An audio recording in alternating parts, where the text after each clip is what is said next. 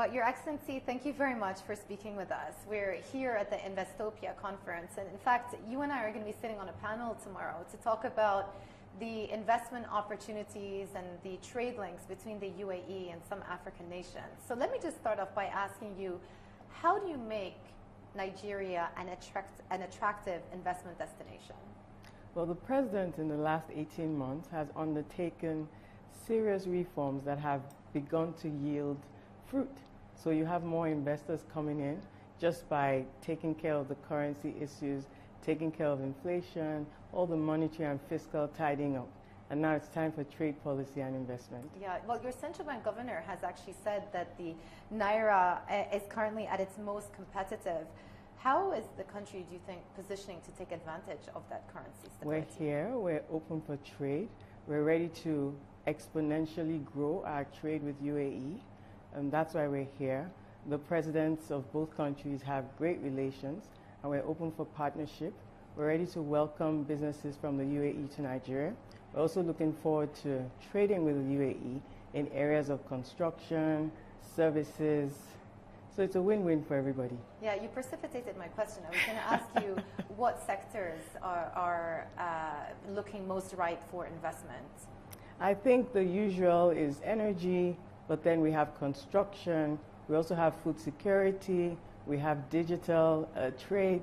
I think those are the main areas. Mining, those are the areas that we've been having great conversations today. And how important is it that the trade is also done in a sustainable manner so that there's obviously one eye on investment, but also another eye on implementing trade that it is still environment and labor friendly? It's essential. We all know where the world is going with this, and businesses are much more conscious now on sustainable and impact investment. So businesses are paying close attention to this. So as a government, we're also prioritizing this area.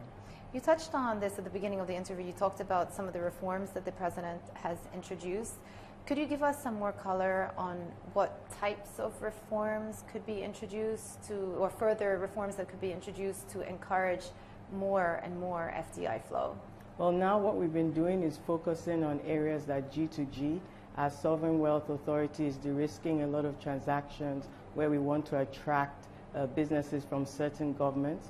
We've identified UAE as a partner nation, and so those investments, depending on the transaction, you structure it in such a way that it's a win-win for everybody. Yeah.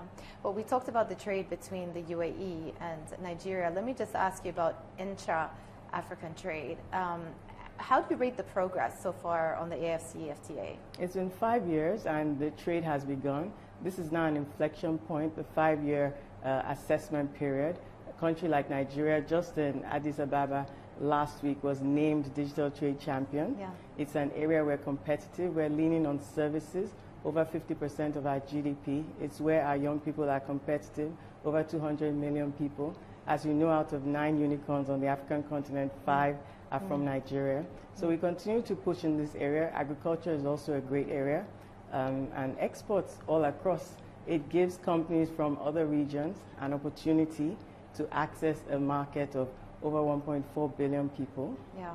Do you feel like there is more of a pressing need now to encourage intra-Africa trade because of some of the geopolitical barriers that are going up, the trade barriers that are going up, led by none other than the President of the United States? Well, it's a great question, and we talked about this in Addis last week.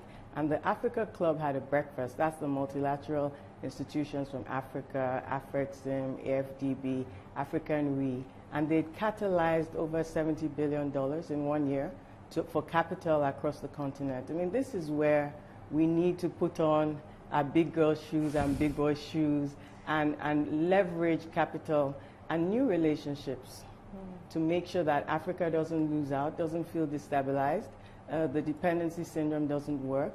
So in as much as we've valued strategic partners over the years, it's also a good time to form new relationships. That's why we're here. Yeah.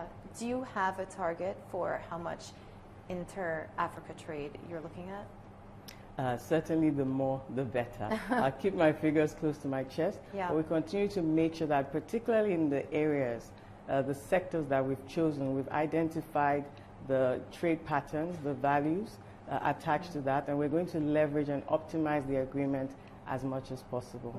Perhaps an economic question, just as a follow-on.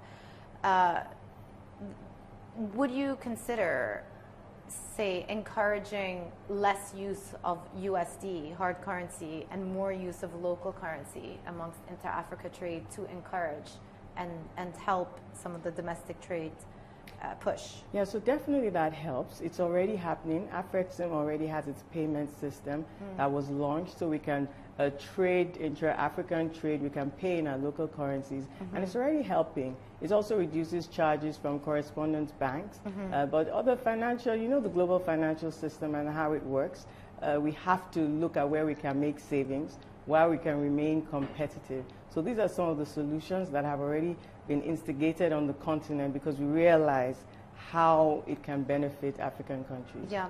Well, we started off talking about Investopia. Let me just ask you about Investopia Africa and what you're looking to achieve out of that conference. We're certainly looking to host everyone in September in Lagos for Investopia Africa, the first of its kind. We're looking to welcome partners from across the world and from across the region and to concretize deals to make sure that deals are ready already before September, to sign the deals and to bring those investments into fruition. And do you get the sense that the international community, the international private sector, are more willing than they were in the past to invest in Africa? Oh, certainly. The interest has been palpable already here. I've had like 6 to 8 critical meetings. The interest has been great. And specifics, we have certain sectors that are popping. We have a great interest, and I'm enthusiastic and optimistic about it.